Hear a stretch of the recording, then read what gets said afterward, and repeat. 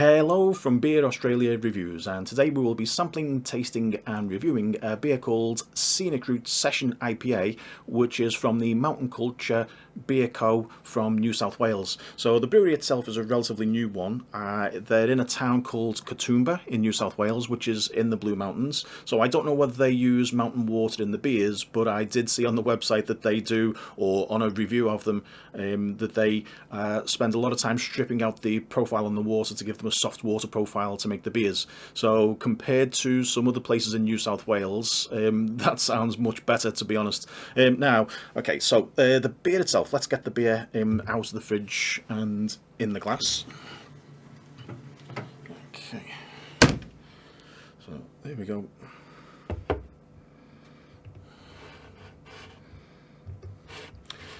Okay, so take this one off. Okay, so it's a session IPA, so they make it with the same sort of ingredients as an IPA, but with just less alcohol in there. So okay, now this one should be cloudy, so let's give it a bit of a swirl.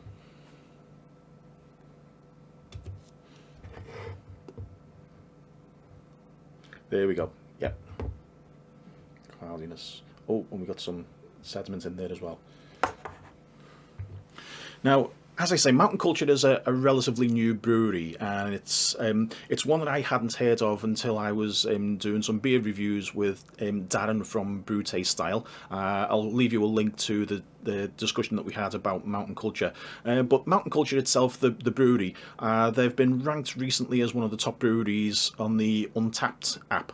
So they're obviously doing well for themselves, even though it's a relatively new place. And the fact that they're also opening a new production facility a few miles away from their home base means that they must be doing well.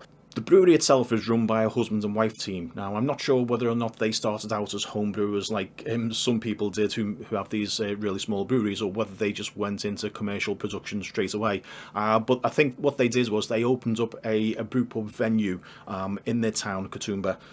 So the idea was to open the brew pub, and then I think they started to sell the beers to a wider market afterwards. So, but if you have a look on the website, there's not actually all that amount of information. I was expecting to see a bit more about like the making of the brewery sort of thing, a bit more history of it, and a bit of history of the owners. Now, also from the website, this particular beer, so it says, New World hops give this beer a juicy, citrusy kick with the haze we all love, while a smooth mouthfeel gives way to a clean, dry finish. So, let's see, a little bit more sediment in that one. Yep. Okay. So, give this one a try and see what it's like. I'm already getting some aroma from this one. So it's got quite a lot of tropical fruit flavours coming out already. So the last beer that I did, which was the Voodoo Ranger Hazy IPA, this one actually has a bit more aroma than that one.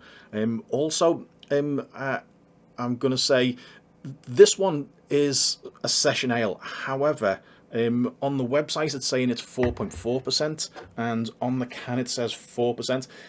To me, that's a little bit high for a session ale. A session ale should come in at 3.5 or less. Less is better. So the whole idea about a session ale is that they make it in all of the same way that they would do with a big NEIPA Hazy IPA.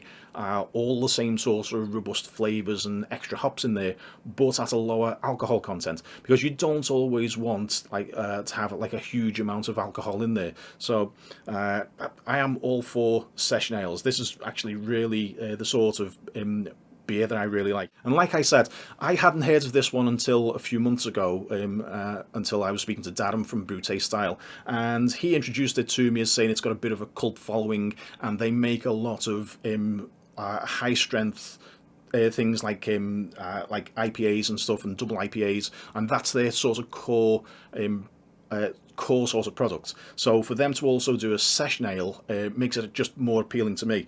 Now let's give this one a try, and let's see what we're getting. Yeah, so there's plenty of aroma coming off this one. We've got some citrus in there as well. It doesn't have quite that big pineapple chunk hit of some, but let's give it a go.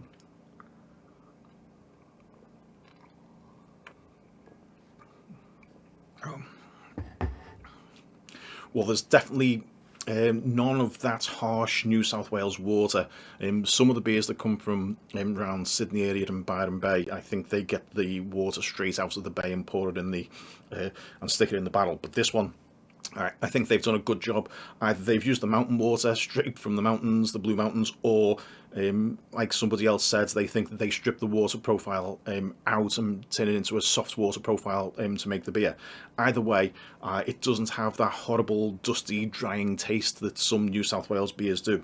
So well done to Mountain Culture for that one. Now, let's give it another go.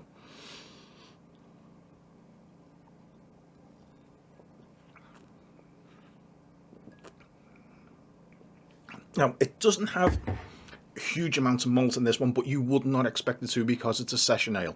If this one was like a 7.5% IPA NEIPA sort of a beer, then I would expect more malt. Also, I think they probably haven't put all that much grain in there at the start. It's not very sweet, this one either. I think it's actually quite dry. It's not giving me like the big hits of grapefruits that some NEIPAs do as well. It doesn't have a big sparkle on the tongue either. It's really smooth as this one, which is exactly what it says on the website. So I think actually the website description, what they've got in place, is reasonably accurate on this one. What's it say? Smooth mouthfeel, clean, dry finish. Yeah, I think they've actually hit the spot on that one. Okay, see if there's anything else coming out of this one.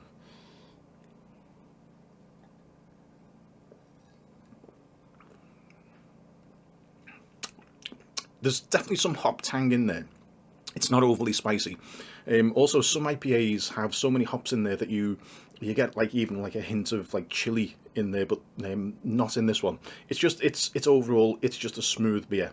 So now Mountain Culture, like I say, it's been ranked recently as one of the top breweries on the Untapped website, and it's got, like I say, a bit of a cult following.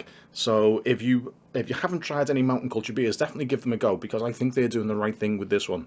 As session ales go, I'm going to say I actually prefer a couple of other session ales. The one that obviously springs to mind, because I've mentioned it so many times, is the Colonial Small Ale from the Margaret River region in Western Australia, and a couple of other Western Australian session ales that I've had recently. There's one from Federal, which is really good as well, and a couple of others. So it's really good. Mountain Culture beers are excellent. I've tried a couple of them now. I've tried like a strong NEIPA, and now this is the light NEIPA. Definitely worthwhile checking out. But I think this one is just too strong in alcohol for the sort of beer what it is. To call it a session ale and then have it more than 4%, I think that's wrong. You need to have it like, you know, at least 3.5%. Maybe less. 3% would be even better for a session ale, in my opinion. But saying that though, would I try this again? Yes, I definitely would. It's definitely a beer that I would give a go. So if you haven't tried Mountain Culture, apparently it's not available everywhere because it is so small. So you have to go and search these things out to get yourself some Mountain Culture. But if you see it, definitely give it a go. Right, so this one it's called Scenic Route Session IPA. It's 4% volume on the can, 4.4% it says on the website. It doesn't tell you about the types of malts that they use or the big list of hops that have gone into this one. But overall, it's just a really nice quality beer. You can swig a few of these in one go, definitely. But at 4% or 4.4% plus, you've got to be careful. Don't think this is a light session ale. It just isn't. Okay, so in any case, yeah, definitely give it a go. Mountain Culture. Yeah, thanks for watching.